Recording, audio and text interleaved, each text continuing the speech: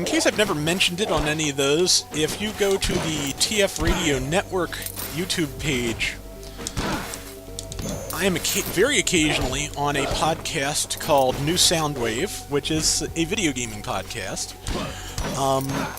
The reason it is named that is basically arcane and known only to really heavy-duty Transformers fans.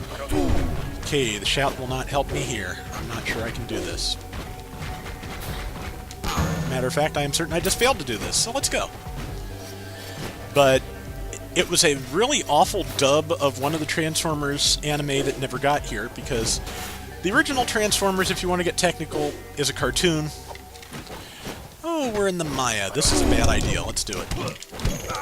And then the later Transformers that never got here were anime done entirely by Toei and Takara with no input from Hasbro or Marvel. And the dub, the character in question, Soundwave, of course, he's the tape guy everybody remembers, and at some point in Transformers the Headmasters, he is killed, fighting Blaster, his Autobot cassette guy counterpart.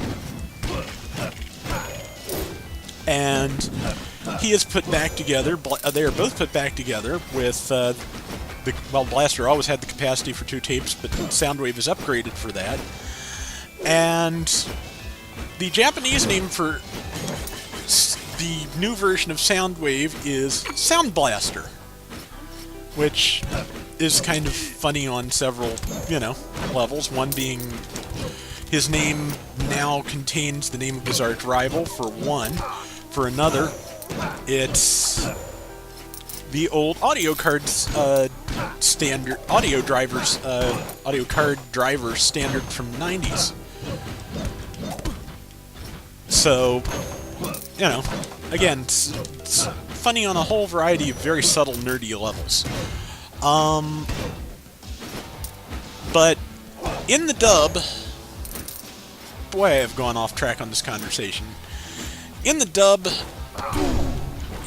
because there was not an official name for this character in the English-speaking world, Sound Blaster, because the toy was never released here, the name he was given was New Soundwave.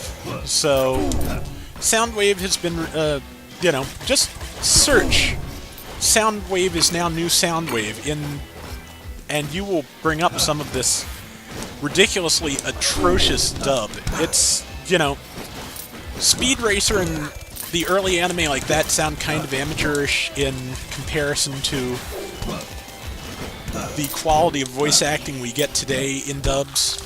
And oops, I'm dead. Was not paying attention, was busy talking, but yeah, that is an awful dub. But back to the actual point. There was an actual point, I swear.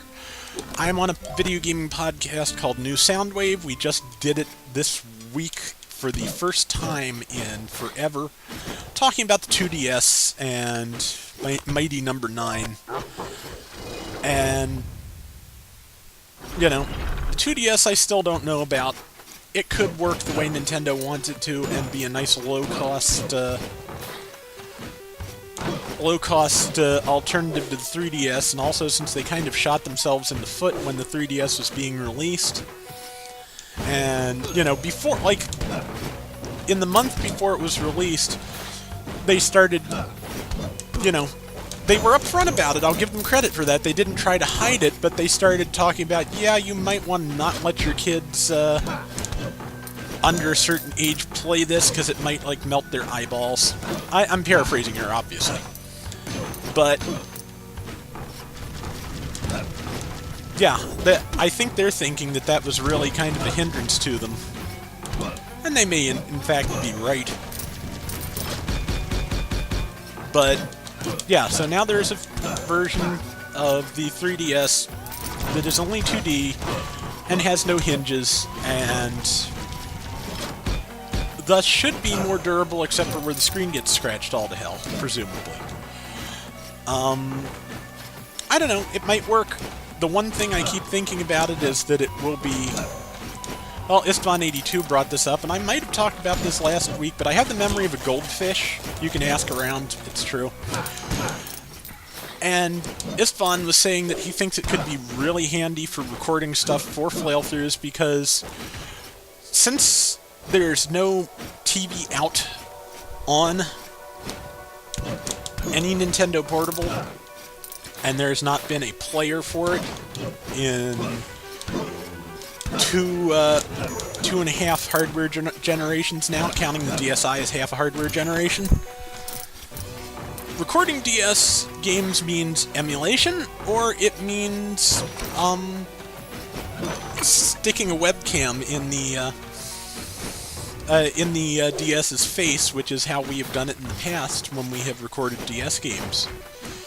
If you look at Istvan's channel, there is Pokemon Black 2 on there in Japanese, and that's how we did that. We recorded the whole thing by making a rig out of Legos to hold the webcam up to the DS. So, in addition to being cheaper, which when importing a system is always nice, since there is, of course, a premium for imported video game systems, and also, since the screens are laid out level, also extremely handy for sticking a webcam on. So, I mean, just as we are not the market for many things, but we find pleasure in them, this could be very useful to us in the long run. So, I'm not sure what it'll cost on import. $130, $175, $1 Well, it's $130 domestic, so it ain't gonna be $130 import.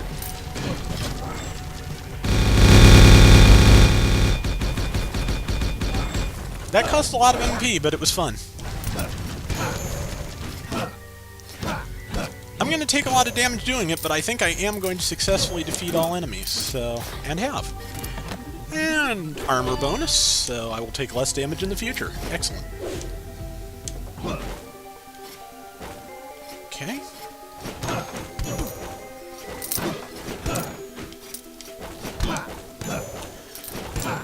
But yeah, the 2DS might be handy, for us specifically. I don't know that anyone else is going to find a place for it in their heart or their pocket, but, well, that's the thing. There's an interview out there between Jeremy Parrish, formerly of 1UP, and now of, I believe, usgamer.net, and a PR guy from Nintendo, and he is the PR guy from Nintendo, bless his heart, trying so hard to be, positive about the thing. But there are just certain ways where it doesn't quite make sense. Like the fact that it does, in fact, make it less portable to do it this way because you can't close it. And so it's like this big wedge of cheese to haul around. And he's trying to put a positive spin on all that, and it doesn't quite work, And of course the question comes up again that came up with the regular 3DS, why is this not available as a controller for the Wii U? And he has an answer for that. It's not a terribly good answer, but he had an answer ready. And now we'll just conflux the hell out of this guy.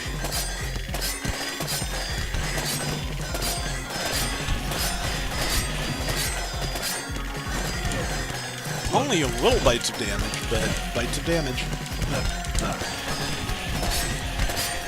What's interesting is that I'm not... Oh, there are the numbers. I was about to say, I'm not seeing numbers, but they're popping off the very top of his head, so that's why I'm not seeing numbers.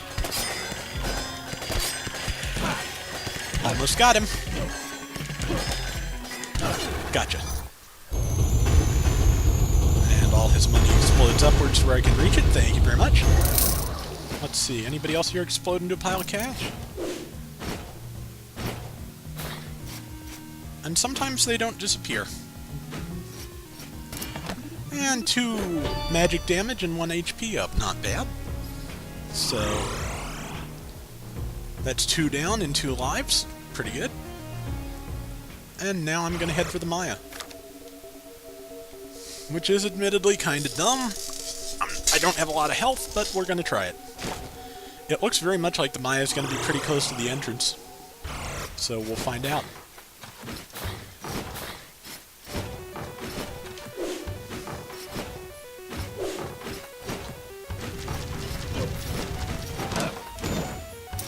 Let's see, anything over there? Yes, stuff, but I'm going to ignore it and go this way.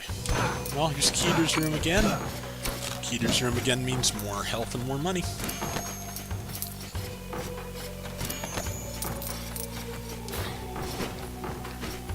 And got him. Should have been a little more careful. Could have been a zombie on the ground, but no zombie. And don't jump into the spikes. Come on.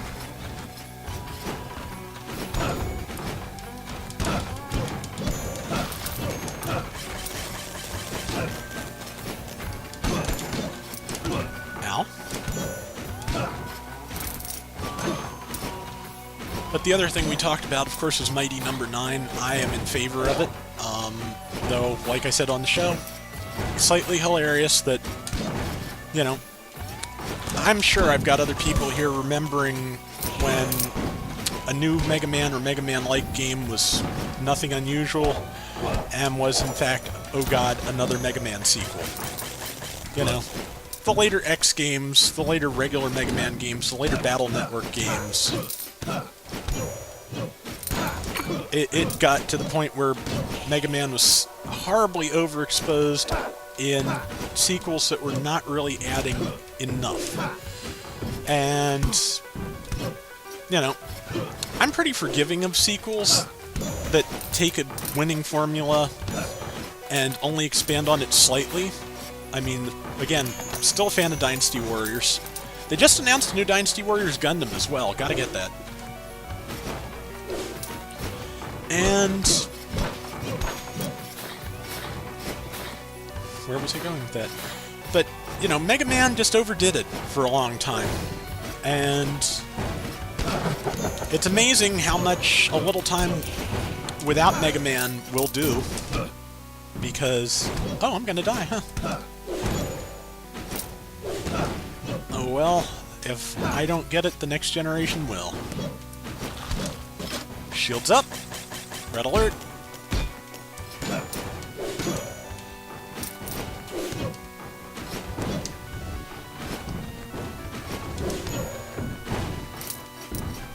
But, yeah, I mean, about the time of Mega Man 9 particularly, where, okay, for one thing, I've never finished it, but I really like Mega Man 9 because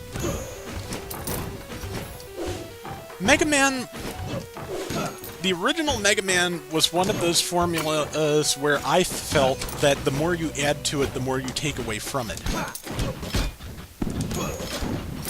You know, the slide, not a bad... Oh, that was great. The slide was not a bad addition to Mega Man, but once you get to the charged Mega Buster, it changes how the whole game plays.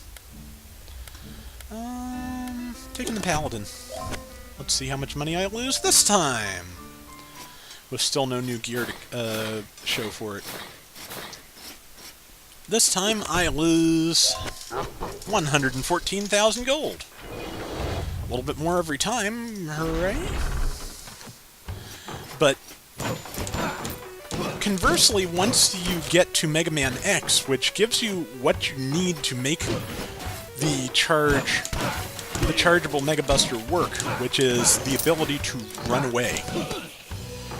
The ability to hide from the enemies or evade more readily until it is ready to fire with the dash boots and the wall climb.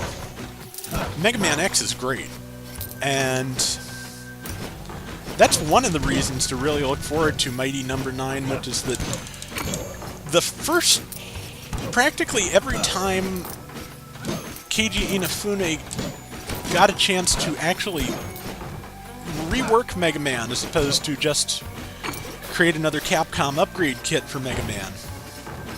You know, Mega Man, You know, you could call any one of those Mega Man Champion Edition, Mega Man Turbo, etc. You get the idea.